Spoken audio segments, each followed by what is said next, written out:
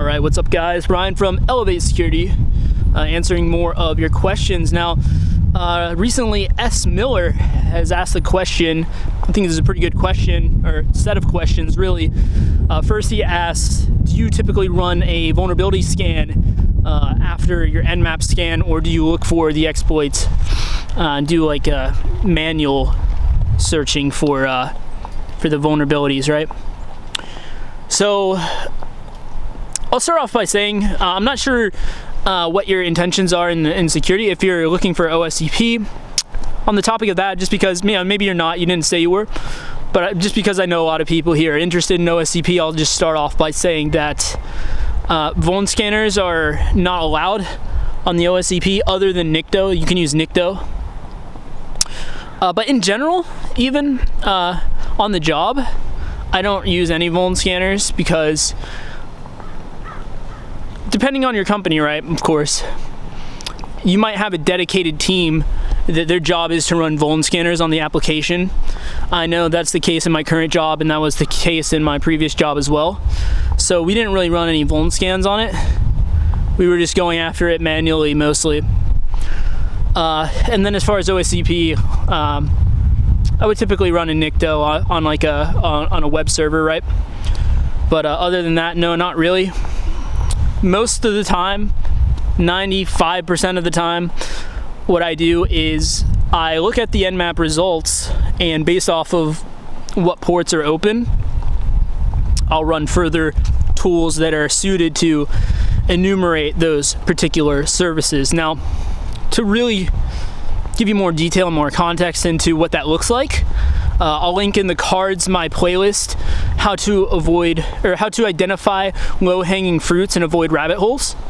That's going to really help you if you watch those videos, because in that playlist was basically me taking an Nmap scan of Metasploitable 2, which has tons of open ports, tons of vulnerabilities, and I was just showing you for each port, this is what I would be thinking when I see the ports open, and these are the sort of things that I would be looking for. And the reason that I mention the low-hanging fruit and avoiding rabbit holes is that you want to prioritize the low-hanging fruit first. At least this is my methodology, right?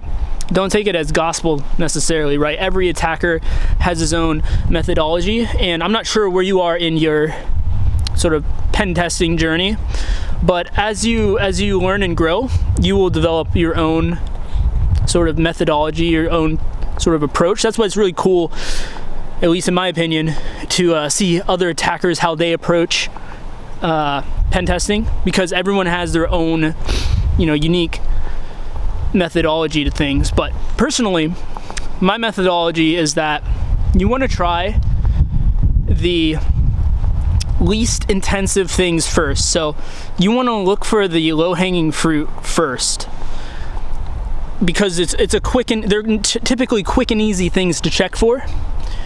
And specifically for different ports, right? Like that can get to be a really in-depth topic. If you check out that playlist, the low-hanging fruit and avoiding rabbit holes one, you'll see what I look for as far as low-hanging fruit on various different open ports running services and stuff, right? But yeah, typically I look for that kind of stuff first, and then if I don't find anything there, then I go into the next most time-intensive thing to look for, and so on, so that if I exhaust a lot of the all the easy and intermediate stuff, then I'm spending my time looking into the really in-depth, kind of long, lengthy exploitation. Now, as far as tooling, the tooling that you use is going to be dependent upon what service is it that's running. So Nmap's going to help you identify that, of course, right? If you have any luck, it'll even tell you the exact version that's running. But depending on what Nmap comes back with the default scripts and stuff like that, then I drill down more and more. If I have version numbers on something, and if you watch any of my technical hacking videos, you'll see me do this all the time. If I have a version for a particular piece of software, I'm going to go into Google or whatever search engine, and I'm going to type in the name, the version number if I have it, and vulnerability, and I'll just see what comes up. Or you can look in Searchsploit, look for vulnerabilities. The more information you have on a system, the easier it is to exploit stuff if there's known vulnerabilities. So that's pretty much my methodology on that. And now to answer your second question,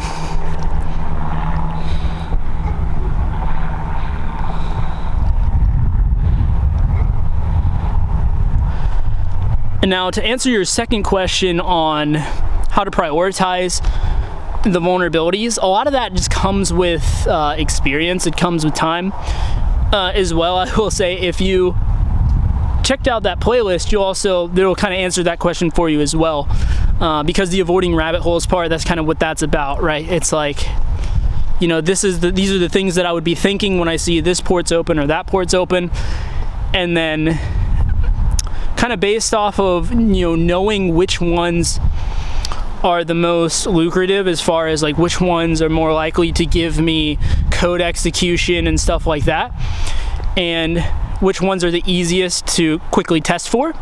That's kind of how I prioritize that, right? I kind of answered this question with the first question, right? Basically, what I would say as far as prioritization is, you know, prioritizing the low-hanging fruit and the more simple stuff. And then as you go and find that it's not vulnerable to that, that's when you go into more in-depth and time-intensive, energy-intensive, and from there, that's where you go into the more time-intensive and energy-intensive, if you will, testing. So yeah, I hope that helped clear that up for you, as well as anyone else that might have had that question. Very good question, by the way. And along those lines, I will say, if you have any other questions, if anyone does, let me know down in the comments section below. You know, I'll be on vacation for the next couple weeks, so I'd love to answer more of the questions you guys had. And I will see you in the next video. Be sure to like, comment, subscribe, all that good stuff. Later.